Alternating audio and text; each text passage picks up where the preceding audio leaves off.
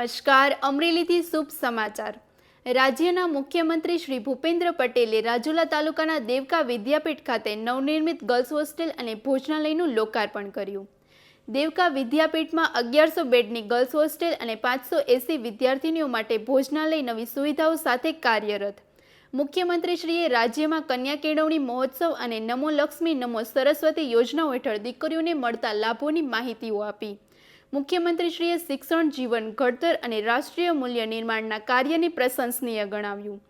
આ પ્રસંગે શ્રી રમેશ ઓઝા, મુક્તાનંદ બાપુ, જળ સંપત્તિ મંત્રી શ્રી ઈશ્વરસિંહ પટેલ અને રાજ્ય કક્ષા મંત્રી શ્રી કૌશિક વેકરિયા ઉપસ્થિત રહ્યા। આ સુવિધાઓથી ગ્રામ્ય વિસ્તારની દીકરીઓને ઉચ્ચ ગુણવત્તાવાળા શિક્ષણ અને રહેવા ખાવાની સુવિધાઓ સાથે આગળ વધવાનો મોકો મળશે। વધુ સમાચાર માટે જોડાયેલા રહો આરપી ગુજરાત ન્યૂઝ, રાજકોટ। नमो लक्ष्मी और नमो सरस्वती योजना में आज 21,34,000 दीकरीओ ने 1438 करोड़ रुपया की सहाय करी अत्यार सुधी डायरेक्ट एना खाता में। नमो सरस्वती में 2,96,000 विद्यार्थीओ ने 220 करोड़ रुपया आप्या।